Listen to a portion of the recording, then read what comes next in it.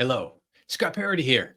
Hey, last week I was speaking to the Utah Golf Course Superintendents Association down in Salt Lake City. Had a great session, and what I had shared with them is what I'm working on currently, and they were excited about the prospects of that. And I had this bright idea.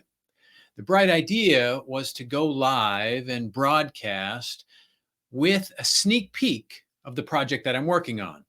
The title of my book right now is, or my tentative working title is Follow the Money.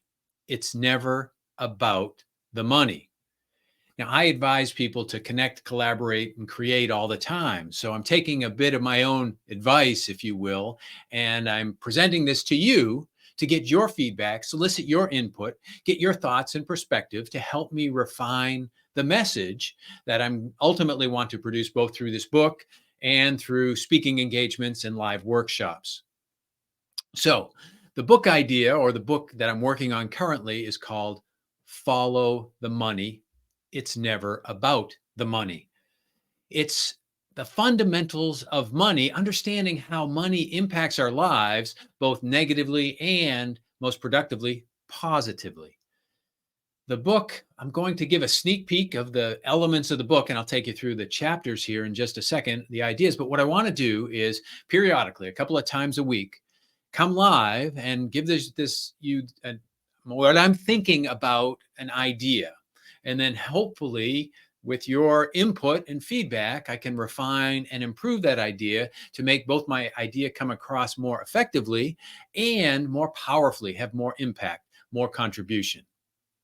So the book is titled Follow the Money. It's never about the money, realizing that money ultimately is just a social construct. It's just a made up idea, a tool that we use to help us accomplish things, get things done, do things. Now, some of those things, most of those things are positive and constructive and life affirming. However, like any social technology, money can be used in negative ways. So I'm going to delve into all of this in the book with the ultimate objective of changing people's perspectives. First about money, but when I can change a perspective, we can then change the decisions that we're making, change our choices, which ultimately changes lives. We change the world one person at a time. Change perspectives, change choices, the world changes. And I want to do that through this book and through these ideas. So, thanks for tuning in, if you will, and thanks for giving me your time, energy, and attention, and hopefully your feedback and input to make this a more powerful contribution to the conversation and ultimately our collective evolution. As I said, each session I will talk specifically about probably one or two ideas, and I want your input and your thoughts concerning those ideas. But today, what I want to do is just present sort of the big picture. The big picture is what I'm envisioning, a 12-chapter book. The book is broken into 4 sections. The first section is games people play. Games people play, and you'll understand this as we talk through this in future sessions. Second section, section 2, one tech to rule them all. Here is what I'll introduce, not introduce money, but introduce this idea that we empower money. And once we empower money, this social concept, this made up idea, becomes the most powerful thing, the thing we covet the most. Third section is to play or not to play. And here we'll be talking about the money games that have evolved, the 2 versions of the money game, and our choice on which game we're going to play and how we're going to play. And then finally, the fourth is winning the game. And this is we'll have introduced these 2 versions of the money game, the real economy, value creation money game, and the financial economy, power money game, and what those implications are. So let me take you through what I'm tentatively titling the chapters. So chapter 1 and section 1, if you will, is games people play, section 1, masquerade. So that is, we play all kinds of games, from sports to board games to card games. Those are the kinds of games when you think of a game, initially, that's what we usually think of. But we play psychological games, we play relationships games, and we play money games. These are about gaining status, gaining power, gaining control over assets, and ultimately, in a negative respect, people. Then the second chapter would be money magic. And this is exploring this idea of money as a social construct, just a bright idea. And we'll dig into that in some detail. Then third chapter is the money games. And this is breaking down those two games, the real economy money game and the financial power money game. Then we move on to section 2. First chapter in section 2, chapter 4 in total, conquering the world. Talk about, this will be a historical example of where we use power to gain status and control, which brings us to chapter 5. Historically, we human beings have defaulted to violence, the use of force and violence to get what we want. Do we always have to do that?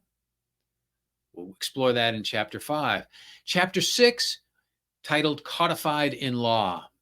There are 3 things that spontaneously develop in human society: language, law, and money.